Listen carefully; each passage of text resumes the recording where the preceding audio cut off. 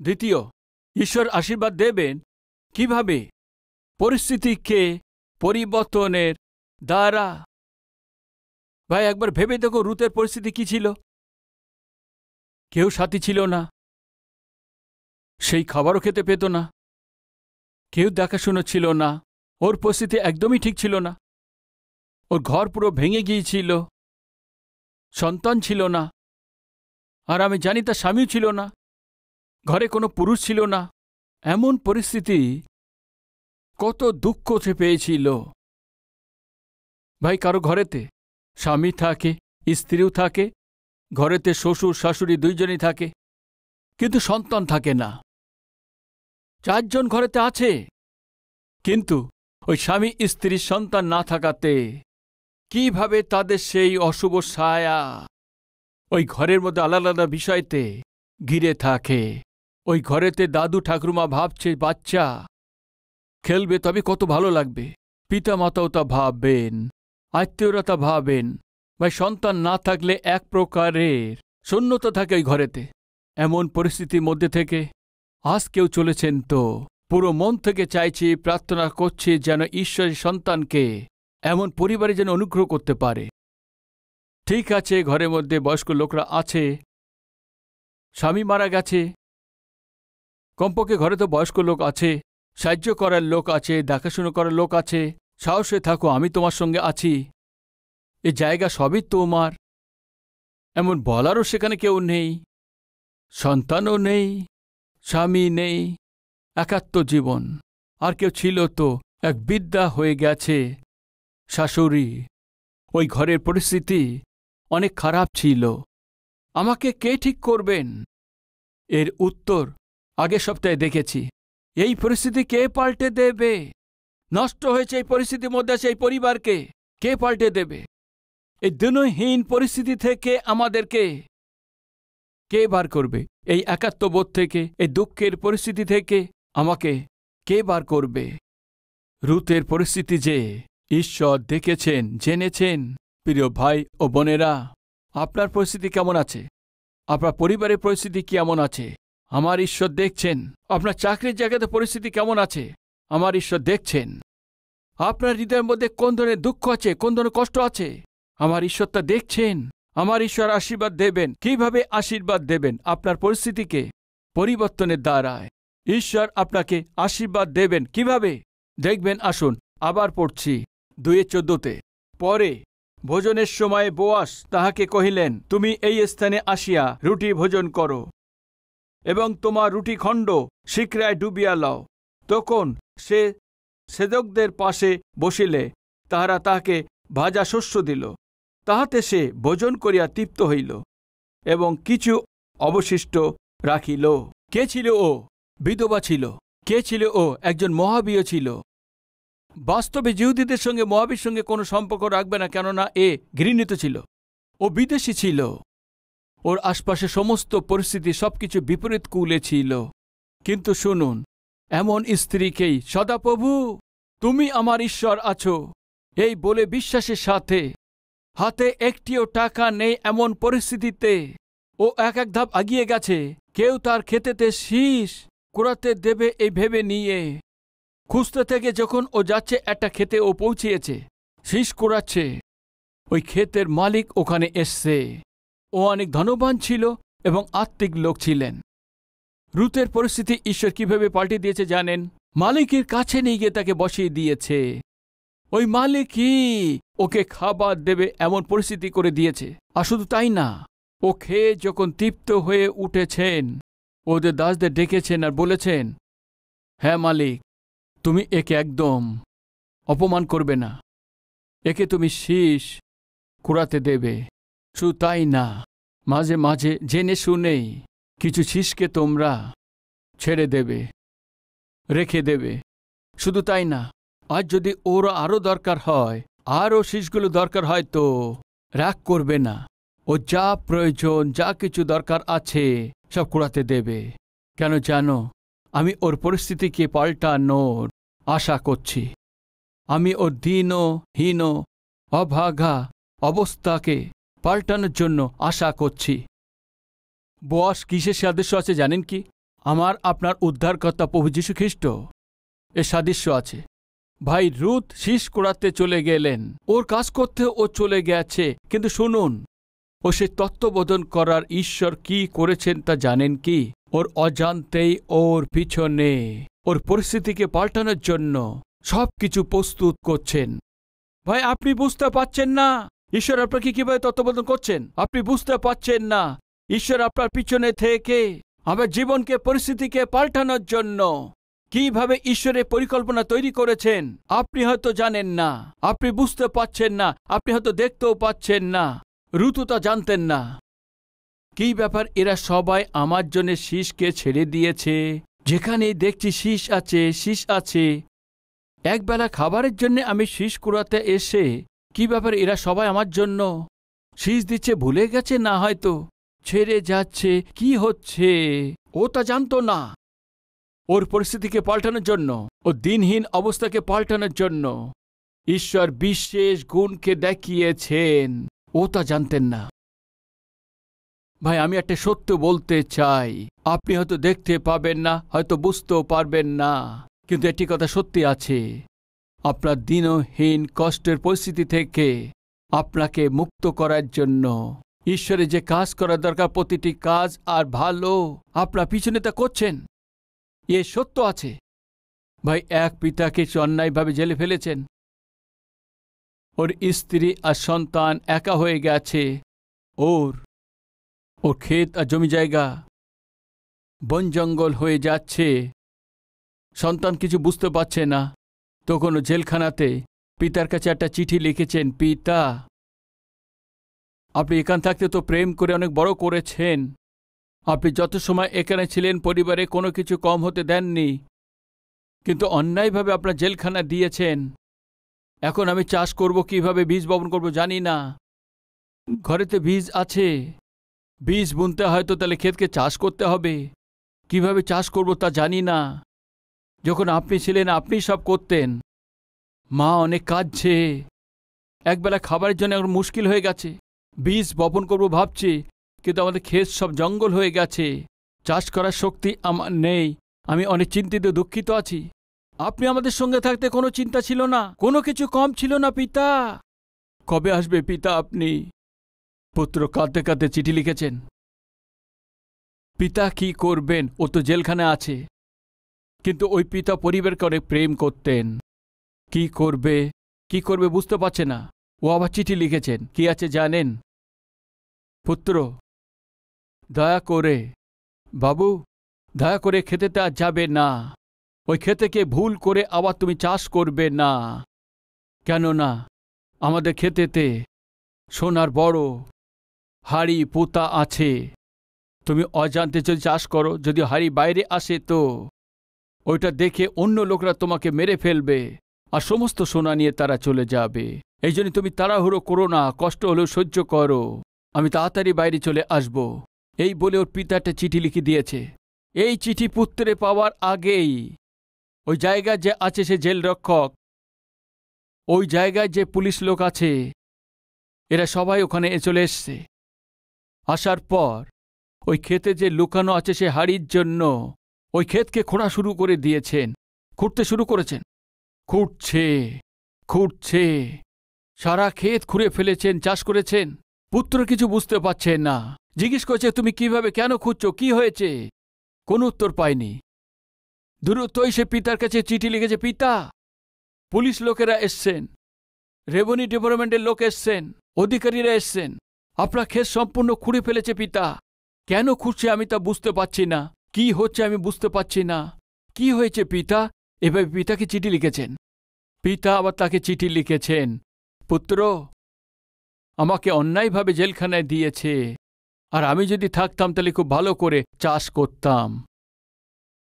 এখন আমি ওখানে নেই, এই জন্য রেভিনিউ ডিপার্টমেন্টের আর পুলিশদেরকে পাঠিয়েছি। ও ভালো করে খুঁড়ে ফেলেছে, চাষ করেছে, হ্যাঁ চাষ করেছে। এখন তুমি বীজ বুনে দাও পুত্র, 3 মাস পরে ফসল হবে, তুমি ও তোমার মা খুশিতে থাকবে। ওখানে কোনো সোনার হাড়ি নেই। পিতা তার স্ত্রী এবং পুত্রকে প্রেম করত, এই জন্য ওর বুদ্ধিকেও ব্যবহার করে ওই পরিবারের পরিস্থিতিকে পাল্টানোর জন্যে কি করেছে জানেন কি? এক চিঠি লিখেছেন, আমাদের ক্ষেতেতে সোনার হাড়ি আছে, আর শুনতে পেয়ে সমস্ত ভিড় করেছে গিয়ে সারা ক্ষেতকে চাষ করে বীজ বোনার জন্য সব তৈরি করে চলে গেছে। ওই পরিবারকে প্রেম করার জন্য পিতার যদি এত জ্ঞান থাকে, তো ওই পরিবারের দিনহীন অবস্থাকে পরিবর্তন করার জন্য নিজের জ্ঞানকে ব্যবহার করেছে। তো সমস্ত সৃষ্টির উপরে শাসন করেন যিনি ঈশ্বর, মহান জ্ঞানী, ওই ঈশ্বরের উপরে আপনি বিশ্বাস করেন, তো ওই ঈশ্বর আপনার সঙ্গে থাকে, তো ঈশ্বরের কাছে আপনার কষ্টকে যদি বলেন, তো আপনার পরিস্থিতিকে পাল্টানোর জন্য প্রস্তুত আছে। ঈশ্বর আশীর্বাদ দেবে কি? ইয়েস। কিভাবে? আপনার পরিস্থিতিকে পাল্টানোর দ্বারা ঈশ্বর আশীর্বাদ দেবেন। যদি আপনি ভাবছেন আপনার পরিস্থিতি সেই সঠিক নেই, তবে আপনার জন্য খুশি সংবাদ, আপনার পরিস্থিতিকে পাল্টানোর জন্য ঈশ্বর প্রস্তুত আছেন, পাল্টাতে চলেছেন, আপনাকে অজান্তে পাল্টে দেবেন। ভাই, পুত্রকে জানতেন কি?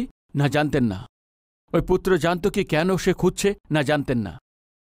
কিছু হচ্ছে ও তা ভাবছে, কিছু হতে চলেছে ও তা ভাবছে, কিন্তু ওর পিছনে পিতার যে অদ্ভুত পরিকল্পনা ছিল।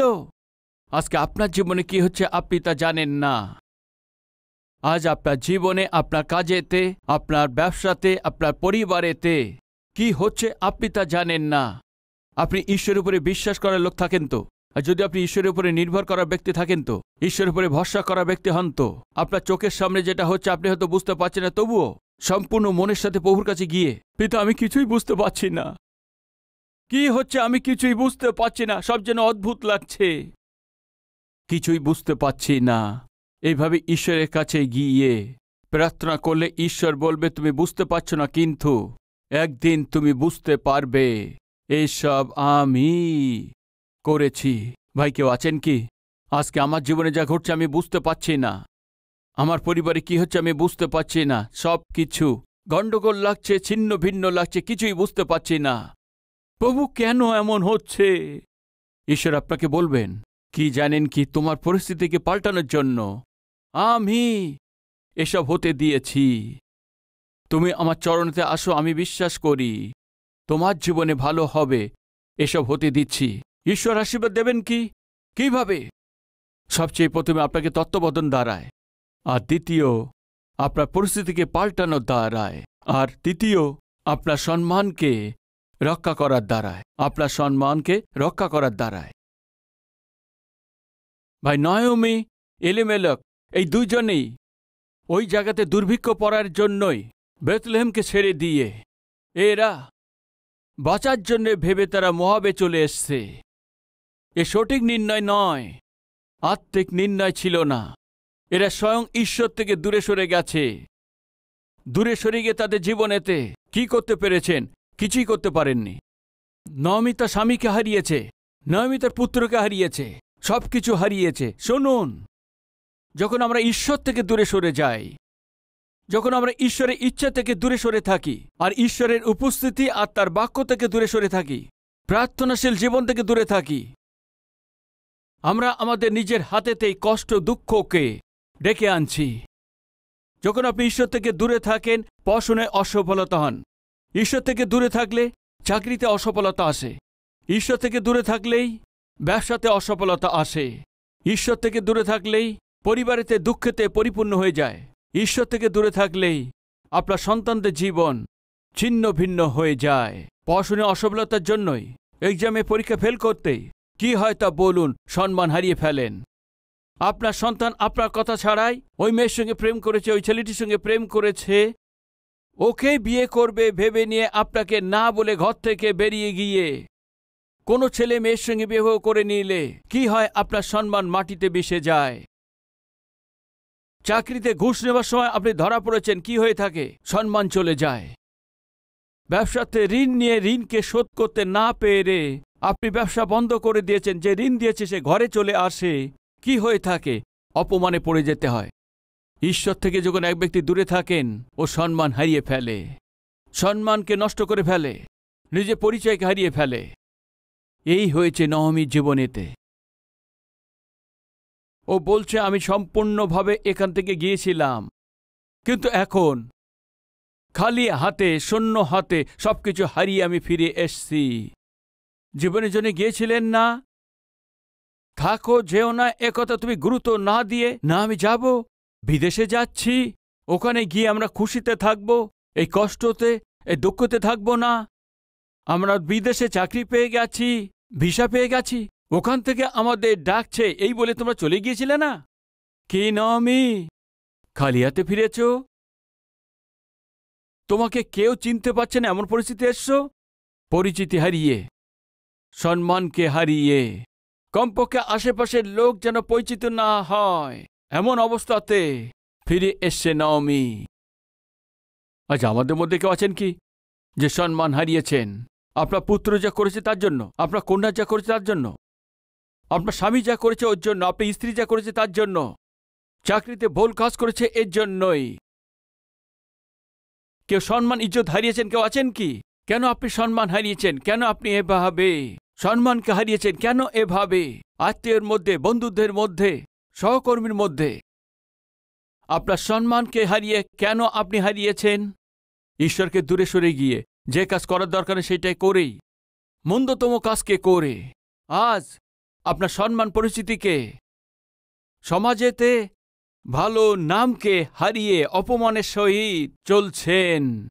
তাহলে ঈশ্বর কি করবেন? ঈশ্বরের কাছে যদি আপনি আসেন তো ভাই ধ্যান দিয়ে দেখুন, 2 অধ্যায়েতে রুথ যখন ফিরে এসছে, নিজের শাশুড়ির সঙ্গে এসছে, শাশুড়িকে আপনি ধ্যান দিয়ে পরীক্ষা করেন তো শাশুড়ির মধ্যে একটা পরিবর্তন এসছে। ঈশ্বরই আমাদের জীবনে কষ্ট নিয়ে এসছে, ঈশ্বরই আমাদের শূন্য হাতে ফিরিয়ে নিয়ে এসছে, ঈশ্বরই আমাদের সাথে অন্যায় করেছেন। এইভাবে কেঁদেছে যে এই নাহমি। 2 অধ্যায় আপনি যদি ধ্যান করে দেখেন তো ঈশ্বরই আশীর্বাদ দেবেন, ঈশ্বরই রাস্তা দেখাচ্ছেন, ঈশ্বরই ওর সঙ্গে আমার পরিচয় করিয়েছেন, ঈশ্বরের মহিমা করা শুরু করেছেন, ঈশ্বরের সাহায্য ও তখন চিনতে পারছে, ঈশ্বরের অনুগ্রহ কি আছে, দয়া কি আছে ও বুঝতে শুরু করেছেন। রুথ যে একজন পরজাতীয় ছিল, ঈশ্বরের উপরে বিশ্বাস করার দ্বারায় নাহমির মধ্যে একটু যে আত্মিকতা ছিল, সে নাহমির মধ্যেই রুথের জীবনটা পরিবর্তন নিয়ে এসছে। খুব ভালো আছে প্রিয় ভাই ও বোনেরা। বিশ্বাসবিহীন যে আপনার শাশুড়ি, বিশ্বাসবিহীন যে আপনার শ্বশুর আছে, বিশ্বাসবিহীন যে আপনার স্বামী আছে, বিশ্বাসবিহীন যে আপনার স্ত্রী আছে, আপনার বিশ্বাস দ্বারায়, আপনার আত্মিকতা দ্বারায়, আপনার নির্ভরতার দ্বারায় ওর মধ্যে পরিবর্তন নিয়ে আসতে পারেন। এ বলতে পারে একটা অদ্ভুত উদাহরণ আছে রুথের আত্মিকতা সবকিছু হারিয়ে, সম্মান পরিচিতি হারিয়ে সমাজেতে সম্মানবিহীন জীবনযাপন করছে এই পরিবারকে ঈশ্বর ওদের এই সম্মানকে, ওদের পরিচিতিকে রক্ষা করার আশা করেছেন। এই জন্য জীবনে কি প্রবেশ করেছে জানেন কি? ওই গ্রামের সবচেয়ে বড় ধনবান ব্যক্তিকেই, ওই গ্রামের মধ্যে সবচেয়ে সমৃদ্ধি আছে ওই পরিবারের সঙ্গে পরিচয় করিয়েছেন। ভাই একবার কান্না নগরে একটা বিবাহ ছিল, আর ওই বিবাহতেই যীশুখ্রিস্টকে নিমন্ত্রণ করেছেন। যীশুখ্রিস্ট ওখানে যাওয়ার পর কি হয়েছে কি, ওই বিবাহ বাড়িতে দ্রাক্ষারস শেষ হয়ে গেছে। এক ব্যক্তির 1 গ্লাস দ্রাক্ষারস পান করার দরকার ছিল, কিন্তু 2-3 গ্লাস পান করে নিয়েছে। বিবাহ বাড়িতে অসম্ভব ঘটনা ঘটতেই সহজভাবে পরিবারে অপমান আসে। ভাইরা শুনুন, ওই দিন ওই পরিবার অপমানিত হতে চলেছিল। কারণ জানেন কি? দ্রাক্ষারস শেষ হয়ে গিয়েছিল। দ্রাক্ষারস না থাকাতে সবাই নেই কি, দ্রাক্ষারস নেই কি, এত তাড়াতাড়ি শেষ হয়ে গেছে কি, এই জন্য আমাদের ডেকেছেন? এমনই হয়তো লোকরা বচনা করছেন, এই বিষয়কে যিশুকে বলেছেন। যিশু ওই লোকদেরকে বললেন, ওই জালাতে জল ভরো। ওরা তাড়াতাড়ি করে জালাতে জল ভরে দিয়েছে। যিশু বললেন, যাও ওই জালার মধ্যে যে দ্রাক্ষারস আছে লোকদেরকে বিতরণ করো। দ্রাক্ষারস কিভাবে বলছেন প্রভু? ও জল আছে না? হ্যাঁ, তুমি যখন দিয়েছ সে জল ছিল, তোমরা টেস্ট করে দেখো, এখনো জল নেই, ও দ্রাক্ষারস আছে। যোহন 2 অধ্যায় 8 পদেতে, পরে তিনি তাহাদিকে বলিলেন, এখন উহা হইতে কিছু তুলিয়া ভোজদক্ষের নিকটে লইয়া যাও। তারা লইয়া গেল। ভোজদক্ষ যখন সেই জল যাহা দ্রাক্ষারস হইয়া গিয়াছিল আস্বাদন করিলেন, আর তাহা কোথা হইতে আসিল তাহা জানিতেন না, কিন্তু যে পরিচারকরা জল তুলিয়াছিল তাহারা জানিত। তখন ভোজাধ্যক্ষের বরকে ডাকিয়া কহিলেন, সকলেই লোকেই প্রথমে উত্তম দ্রাক্ষারস পরিবেশন করে এবং যথেষ্ট পান করা হইলে পর তাহা অপেক্ষা কিছু মন্দ পরিবেশন করে। তুমি উত্তম দ্রাক্ষারস এখনো পর্যন্ত রাখিয়াছ। এইরূপে যীশু গালিলের কান্নাতে এই প্রথম চিহ্নকার্য সাধন করিলেন, নিজ মহিমা প্রকাশ করিলেন। ভাই, যীশুখ্রিস্ট ওই দিন ওই পরিবারের সম্মান রক্ষা করেছেন। পরিবারের মধ্যে সমস্যা এসছে, সেটা কে দূর করতে পারে? পরিবারের মধ্যে মনোদুঃখ এসে গেছে, সেটা কে দূর করতে পারে? পরিবারেতে সংকটে পড়ে গেছে, অর্থনীতির সংকটে এসছে, অপমানের পরিস্থিতি চলে এসছে, কে রক্ষা করতে পারে? ওই দিন ওই ঘরেতে যিশু ছিলেন। এই জন্য যখন অপমানে পড়ে গিয়েছিল ওই সময় ওই পরিবার যেন অপমানে না পড়ে প্রভু রক্ষা করেছেন। সম্মান হারিয়ে ফেলেছে নয়মির পরিবারেতে, সম্মানকে ঈশ্বর ফিরিয়ে নিয়ে এসে কিভাবে? হতভাগা পরিস্থিতি থেকে, হাতে একটি পয়সা ছিল না, রুথ খেতেতে খালি হাতে গিয়েছে, কিন্তু ফিরে এসছে সে খালি হাতে আসেননি। কিভাবে এসছে জানেন কি? আসুন এই বাক্যকে পড়ব। কিভাবে এসছে দেখবেন, আসুন। রুথের পুস্তক 2 অধ্যায়েতে 17 পদ থেকে। আর সে সন্ধ্যা পর্যন্ত সেই ক্ষেত্রে কুড়াইল, পরে সে আপনার কুড়ানো শস্য মারিলে প্রায় 1 ওইফা জব হইল। পরে সে তাহা তুলিয়া লইয়া নগরে গেল এবং তাহার শাশুড়ি তাহার কুড়ানো শস্য দেখিল, আর সে আহার করিয়া তৃপ্ত হইলে পর যাহা রাখিয়াছিল তাহা বাহির করিয়া তাহাকে দিল। ভাই, এক বেলা খাবার পেয়ে গেলেই যথেষ্ট, এই আশা নিয়ে রুথ যে তার বাইরে পা রেখেছিলেন, এখনও একটি বস্তাতে জব ভরে ফিরে এসছে।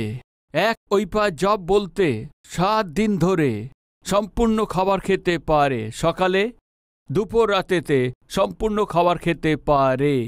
এত খাবার দ্রব্যকে রুথ নিয়ে এসছে। কি চেয়েছিল? 1 বেলা খাবার। ও পেয়েছে কি? 7 দিনের খাবার। 7 কিসের সূচক আছে? সম্পূর্ণতার, পরিপূর্ণতার সূচক আছে।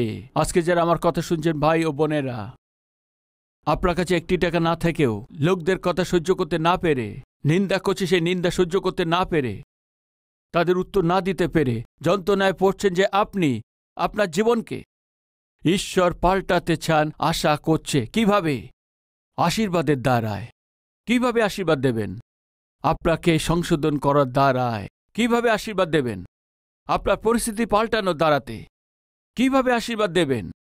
আপনার হারিয়ে যাওয়া সেই সম্মানকে ফিরিয়ে এনে আপনার ফেরানোর দ্বারাতেই। ওই পরিবারকে অপমানিত হতে হতো, খাবার ছাড়া সেই যীশুখ্রিস্টকে কি করেছেন জানেন কি? আশ্চর্য কাজ করেছেন। সম্মানকে হারাতো আপনার পরিবার, পরিচিতি হারিয়ে আপনি। ঈশ্বর কিভাবে আপনার সম্মানকে রক্ষা করবে তা আমি জানি না, কিন্তু একটা কথা সত্যি আছে যে অদ্ভুতভাবে আপনার এই সম্মানকে ঈশ্বর রক্ষা করবেন। অদ্ভুতভাবে আপনার সম্মান এবং পরিচিতিকে ঈশ্বর রক্ষা করতে চলেছেন। এই পরিবারের সাথে ওই করেছেন এবং আপনার পরিবারের সাথে ওই করার জন্য প্রস্তুত আছেন। আপনারা যারা বিশ্বাস করছেন তো আমার সাথে মিলে প্রার্থনা করবেন কি? আসুন প্রার্থনা করি।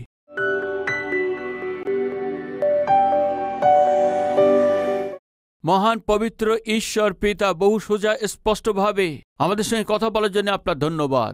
রুথের জীবন থেকে আর ওর পরিস্থিতিকে পাল্টাতে হবে ভেবে বোয়াস কিভাবে পিছনে থেকে সমস্ত পরিকল্পনা তৈরি করে সবকিছু করেছেন, ওইভাবে পিতা ঈশ্বর আপনি আমার সঙ্গে থেকে আমাদের পরিস্থিতিকে পাল্টানোর জন্য আপনি সবকিছু ঠিক করে দিচ্ছেন। এই সত্যকে জেনে জীবনযাপন করতে পারে সৌভাগ্য দিন। আপনার থেকে দূরে সরে সম্মান হারিয়ে আবার সে নহমীর জীবনে আবার সম্মান ফিরিয়ে দিয়ে ওই পরিবারকে যেন সম্মান ফিরিয়ে দিতে পারে, ওই জন্য ওই ব্যক্তির সঙ্গে পরিচয় করিয়েছেন। প্রভু, আমাদের সম্মান রক্ষা করার জন্য আপনি আছেন। আপনার সঙ্গে আমাদের পরিচয় হয়ে গেছে, যথেষ্ট প্রভু। আমাদের মাথা নিচু হয়ে যেত, কিন্তু আপনি আমাদের মাথাকে উঁচু করেছেন আর আমাদের দর্শন দিয়েছেন, যথেষ্ট প্রভু।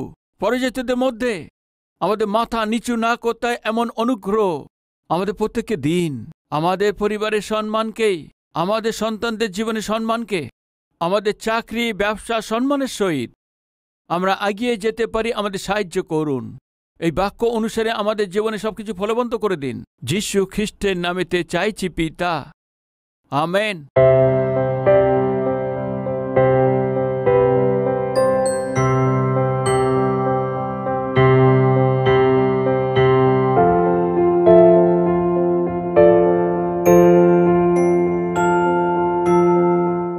Address Calvary, Post Box number 30, Kukatpalli, Hyderabad 72.